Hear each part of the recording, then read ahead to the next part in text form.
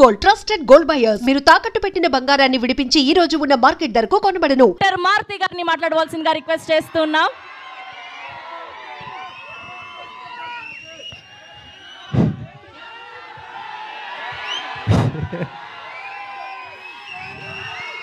జై rebel star.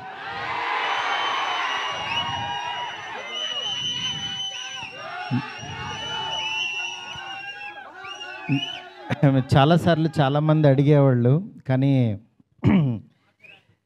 నిజంగా అంటే మాటలు రాని సందర్భం అంటారే, అలా ఉంది ఇప్పుడు పరిస్థితి. ఫస్ట్ ఆఫ్ ఆల్ మనకి గెస్ట్లు వచ్చారు, national media. Thank you so much sir for being here. Welcome to Hyderabad sir. Please have nice food and please take our hospitality. Thank you so much sir. Telugu, Tamil and Kannada everyone.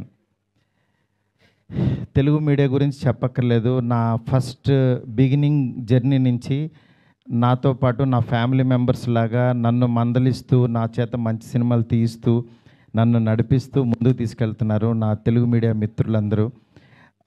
వాళ్ళందరికీ కూడా thanks అని చిన్న మాటతో చెప్పలేను. ఎందుకంటే ఒకళ్ళని ప్రత్యేకం కాదు, నాకు పరిచయం ఉన్న ప్రతి ఒక్కళ్ళు నేను మంచి సినిమా తీయాలని తాపత్రయపడ్డారు.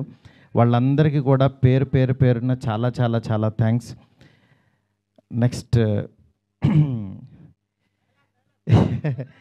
డైలాగ్ లేవు, అదే నేను మా ఎస్కేన్ అంతా చించుకోలేను, కానీ బట్ నా ఎమోషన్ అంతా లోపల ఉంటుంది.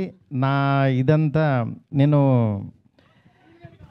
అంటే ఫస్ట్ ఈ జర్నీ ఒక చిన్న మాటతో చెప్పాలి. ఒకరోజు వచ్చి యువి వంశీ, డార్లింగ్ ప్రభాస్తో సినిమా చేస్తావా అన్నాడు. అదే డార్లింగ్ నేను గోపీచంద్తో చేస్తున్నాను, ప్రభాస్తో అడుగుతున్నాను, ఎందుకు చేయను, అలాంటి ఆపర్చునిటీ వస్తే అన్నాను. సరే రేపు ప్రభాస్ బాంబే రమ్మన్నాడు, ఒకసారి వెళ్ళి కలువు అన్నాడు. అనేసరికి ఆయనకి ఫోన్ చేస్తే టక్మని వెంటనే వెళ్ళాను. వెళ్ళిన తర్వాత చాలా బాగా ఆయనతో అంటే అసలు ఆయన చూడటం అనేదే ఒక గాడ్ని కలిసినంత ఒక ఆనందంగా ఉంటుంది. అంటే అలాంటి నిజంగా ఆయన కలవడం అంటే ఒక ఆ ఎగ్జైట్మెంట్ ఇది. వెళ్ళిన తర్వాత నేను మాట్లాడే విధానం, ఇంకా ఆయన మనం ట్రావెల్ అవ్వాలనేది, అంటే ఆయన ప్రేమ కథ చిత్రానికి భలే మగాడు వైకి ఆయన చాలా పిచ్చ ఇదనమాట. నాకు అలాంటి సినిమా ఒకటి చేయాలందండి సరదాగా అన్నారు ఆయన. అని అంటే అయ్యో తప్పకుండానండి అని చెప్తే అండి అనద్దు డార్లింగ్ అని పిలువ అన్నాడు ఆయన. అంటే ఆయన మనిషిని నచ్చితే ఎంత ఓన్ చేసుకుంటారో చెప్తున్నా. దాని తర్వాత పక్క కమర్షియల్ పెద్ద ఆడలేదు, బట్ అయినా సరే ప్రొడ్యూసరు కమిటీ అయిన ప్రొడ్యూసర్ వెనక్కి వెళ్ళిపోయారు నాకు ఈ కాంబినేషన్ వద్దని. బట్ ఆయన నిలబడ్డాడు, ఆయన ఒక్కడు ప్రపంచానికి.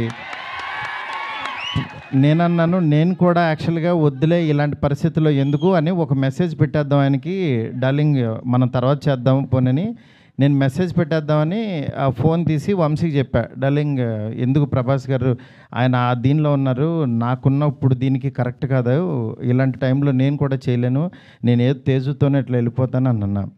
అని అంటే సరే నువ్వు ఆలోచించుకో అన్నారు. ఆ రోజు ఈవినింగ్ మళ్ళీ ఆయనే ప్రభాస్ గారు ఫోన్ చేశారు. ఫోన్ చేసి డార్లింగ్ నువ్వు చెప్పింది అది బాగుంది, ఇది చాలా బాగుంది, ఇది అదిరిపోయింది అన్నారు. ఈయన ఇంత నమ్ముతున్నాడు ఏంటి అసలు నన్ను అని ఇంత నమ్మినప్పుడు ఇంత నమ్ముతున్నాడు అనుకుని నేను 2 days ఆలోచించి అరే మనం పని చేయలేము అని వెనక్కి అడిగేస్తే ఇక చచ్చిపోయినట్టే. మనం హైదరాబాద్ వచ్చింది వెనక్కి తిరిగి వెళ్ళడానికి కాదు కదా, అందుకని సరే తేల్చుకుందాం, ఇది ఎందుకు తీయలేమో చూద్దాం అని చెప్పి ఆ రోజు కాల్ తీసుకుని ఆయనకి చెప్పడం మొదలుపెట్టాను. దాని తర్వాత అలా ఈ రాజ్యసభ ఇలా అయింది. ఈలోపు యాక్చువల్గా పాపం ఫ్యాన్స్ మీ అందరికీ చాలా ఎక్స్పెక్టేషన్ ఉంటుంది. దానివల్ల ఈ కాంబినేషన్ కరెక్ట్ కాదేమో, ఎలా ఉంటుందో, అసలు ఈ కామెడీ ఎలా చేస్తాడు, ప్రభాస్కి ఒక ఇమేజ్ ఉంది, ఇలాంటివన్నీ చాలా డౌట్లు ఉండే అందరికీ మీకే కాదు అసలు మా ఇంట్లోనే డౌట్లు ఉంటాయి, ఏం నిజంగా నువ్వు ప్రభాస్తో తీస్తావా అని. కానీ నేను నా పెన్ను నా టేబుల్ కూర్చుని నేను ఒంటరిగా కూర్చుని అలా దాని వైపు చూస్తూ ఎందుకు రాయలేం, ఇలాగే కూర్చొని రాసిన వాళ్ళు చాలా అద్భుతాలు చేశారు, ఎందుకు అవ్వదు అని కూర్చొని రాయటం మొదలుపెట్టాను. అదే ఇవాళ రాజ్యసభ అయింది. నేను అంటే ఈరోజు చాలా ఎమోషనల్ డే. ఎందుకంటే అందరూ పాపం ప్రభాస్ గారిని మారుతితో అవసరం ఈ టైంలో అది ఇది నేను చాలా అడుగుతూ ఉండేవాళ్ళు. కానీ ఆయన మీరెవ్వరూ చూడండి, నేను తనలో ఒకటి చూశాను, మీరు వదిలేసేయండి అనేవాడు. అంటే ఆయన ఇవాళ ఇది టీజర్ లాంచ్ అవుతుంటే రాత్రి 2 o'clock ఫోన్ చేసి ఒక హాఫ్ అన్ అవర్ మాట్లాడాడు. ఆయన ఫోన్ చేసి డార్లింగ్ ఇది డార్లింగ్ అను చూసా డార్లింగ్ ఇలా అని ఏంటి మీ మీమ్స్ అన్నీ ప్రతి ఒక్కటి షేర్ చేశాను ఆయనకి.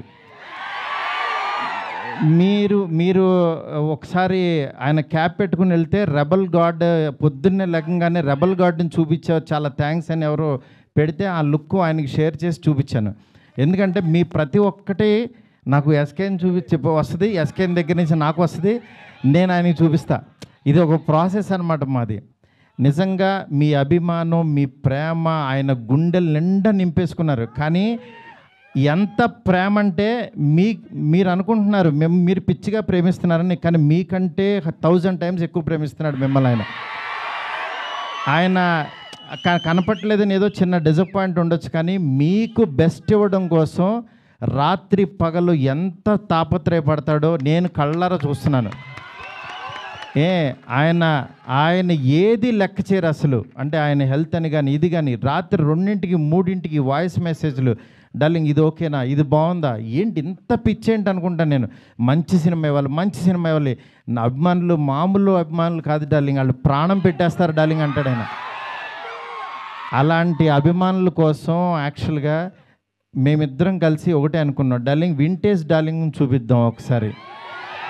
మీ టైమింగ్ ఒకటి ఉంటుంది, ఆ టైమింగ్ని మళ్ళీ ఒకసారి బుజ్జిగాడిని మళ్ళీ టచ్ చేద్దాం. మళ్ళీ ఒకసారి పాన్ ఇండియా బుజ్జిగాడు ఎలా ఉంటాడో రాద్దాం, అలాంటి తీసుకెళ్దాం, ఈ జోనర్ ఎంచుకుందాం అని చెప్పి అలా చాలా అంటే హీరోయిన్స్ లేక డ్రైగా ఉన్న ఆయన లైఫ్కి యాక్చువల్గా ఒకళ్ళు కాదు, ఇద్దరు కాదు, 3 పెడదాం. ఆయన యాక్చువల్గా సరదాగా డార్లింగ్ ఒక 2 పెట్టగలవా అన్నారు. అంటే ఆయన సలార్లో యాక్చువల్గా ఎవరు లేరు, ఉన్న అమ్మాయి కూడా ఎప్పుడో వస్తుంది, నెక్స్ట్ కలికి కూడా సరదాగా ఎప్పుడో ఒకళ్ళు వచ్చినా వెళ్ళిపోద్ది, అదొక వాళ్ళు. నా లైఫ్ అంతా ఆదిపురుషు చూస్తేనే సీతాదేవి ఆవిడెక్కడో ఉంటుంది, ఆవిడెక్కడో ఉంది, కానీ నా దగ్గర నా ఇంట్లో ఎవరు లేరు డార్లింగ్, ఒక 2 పెట్టగలవా అన్నారు. ఆయన అన్న మాటకి నేను పైనుంచి కింద చూసే డార్లింగ్ మీ రేంజ్కి 2 3 పెడతానన్నా. అలా యాక్చువల్గా 3 తీసుకెళ్ళి ఒక హర్రర్ కొంపలో పెట్టి రొమాంటిక్ ఫ్యాంటసీ నేను చెప్తున్నాను, నేను ప్రామిస్ చేస్తున్నా ఈరోజు ఇది జస్ట్ టీజర్. ఈ వరల్డ్ ఎలా ఉంటుందో మీకు జస్ట్ చూపించామంతే. ఇది trailer cinema you can't imagine, I'm telling. ఎందుకంటే నేను యాక్చువల్గా యాజ్ ఏ ఆర్టిస్ట్గా ఇందాకడ ఒక థియేటర్కి కట్అవుట్ పెట్టారు, అదే థియేటర్ దగ్గర చిరంజీవి గారి యాక్చువల్గా బ్యానర్స్ కట్టేవాడు నేను, పెయింటింగ్స్ రాసి. అంటే నేను ఆర్ట్ బ్యాక్గ్రౌండ్ నుంచి వచ్చా, రోడ్డు మీద బొమ్మలు వేసుకున్న దగ్గర నుంచి వచ్చా. నా ఆర్ట్ని 2D యానిమేషన్ చేశా, 3D యానిమేషన్కి వెళ్ళా, అలా చివరికి యాక్చువల్గా ఒక హాలీవుడ్ కంపెనీతో వర్క్ చేసే స్థాయికి వచ్చాను ఈ సినిమాతో. నేను అందుకని చెప్తాను, యాక్చువల్గా మీరెవరు దయచేసి టైం వేస్ట్ చేసుకోవద్దు, ఎవరు హార్డ్ వర్క్ చేయండి, డెఫినెట్గా 1 day మీది అవుతుంది. ఈరోజు నాది, తర్వాత రోజు మీది. అంతేగాని నేనేదో సాధించేసానని కాదు, నేను ఒక ఎగ్జాంపుల్ అని చెప్తున్నాను మీకు అంతే. నిజంగా ఫ్యాన్స్ అందరూ, నేను ఎప్పుడు కూడా నా గురించి రివ్యూస్ చదువుకోవడం కానీ పేరు నా ఫేస్ని కట్ చేసి యాక్చువల్గా వీడియోస్లో పెట్టి నాలో లేని హీరోయిజాన్ని మీరు చూపిస్తున్నారు. నిజంగా దానికి మీకు ఏమిచ్చినా నేను చెప్పలేను. ఎందుకంటే నా ఫ్రెండ్స్, నా ఫ్యామిలీ అందరూ కూడా, మా వైఫ్ అందరూ, మా పిల్లలు మీమ్స్ చూసి వాళ్ళ ఆనందం నేను మాటల్లో చెప్పలేను. రోజు మీరు ఇస్తున్న ఎనర్జీ, ఈ ఎనర్జీతో ఈ సినిమా ఇంకా బాగా తీస్తాను. ఇంకొంచెం బ్యాలెన్స్ ఉంది, బాగా తీస్తానంటే ఇంకా చాలా తీయలేమని కంగారు పడద్దు. ఆయన వర్క్ ఉంది, నెక్స్ట్ అట్లాగే సాంగ్స్ ఉన్నాయి. ఒక్కటైంది కదా, కొంచెం ఆగండి. మీరు అడుగుతుంటే కంగారు వచ్చేస్తుంది. ఎందుకంటే ఎప్పుడు ఏం వదలాలో అవి వదులుతూ మీకు ఇదే రేంజ్ క్వాలిటీ కంటెంట్ ఇవ్వడం కోసమే కష్టపడుతున్నాం, టైం తీసుకుంటున్నాం. యా దయచేసి అర్థం చేసుకోండి sir. I hope national media you like the teaser sir. Thank you so much sir. Please encourage me sir, please support us sir. You are coming such a long way sir. Thank you so much. ఇంకేం చెప్పాలో అర్థం కావట్లేదు. నేను మీకు మాట ఇస్తున్నాను, మంచి cinema ఇస్తున్నాను. మంచి సినిమా అంటే మీరు కోరుకునే ప్రభాస్ గారిని ఎలా చూడాలనుకుంటున్నారో ప్రతి క్షణం ఆయన్ని అడ్మైర్ అయ్యి చూస్తారు. ఎందుకంటే నేను ఇంత తీసేసాను సినిమా, ఇప్పుడు దాంట్లోంచి క్రిస్పీగా మీకు బెస్ట్ ఇవ్వబోతున్నాము. Thank you so much. Thank you so much. Next నా టెక్నీషియన్స్ గురించి అందరికీ బాగా చెప్పాలి ఎట్లాగో, ఎందుకనంటే ఇంకా చాలా సందర్భాలు ఉన్నాయి. ఫస్ట్ ఆఫ్ ఆల్ నేను ఈ సినిమా ఈ స్టేజ్ ఇలా ఫినిషింగ్ ఇలా రావడం కానీ మెయిన్ కారణం ప్రభాస్ గారి తర్వాత ఓన్లీ వన్ పర్సన్, విశ్వ గారు. ఎందుకంటే విశ్వ గారు ఈ కాంబినేషన్ని ఎవ్వరూ నమ్మల, ఆయన నమ్మారు. ఆయన ఒకటే అన్నారు, సార్ బెస్ట్ సినిమా ఇద్దాం, మీరు ఏం కావాలంటే అది చేయండి. ఇప్పటికీ మేము అనుకున్న బడ్జెట్ దాటి ఎట్టెళ్తున్నా సరే ఆయన అస్సలు వన్ డే కూడా మమ్మల్ని డిస్కరేజ్ చేయకుండా మీకు బెస్ట్ సినిమా ఇవ్వడం కోసం కష్టపడుతున్నారు. డెఫినెట్గా ఈ సినిమా చాలా పెద్ద రేంజ్కి వెళ్తుంది. అది మాకు తెలుసు, ఏం జరుగుతుందో మేము చూస్తున్నాము. Thank you so much. Okay, మా డిఓపి కార్తిక్కి, అట్లాగే మా రాజీవన్ సార్కి, మా ఫ్రెండ్ ఎస్కేఎన్కి, నా లెఫ్ట్ హ్యాండ్ రైట్ హ్యాండ్ అన్నీ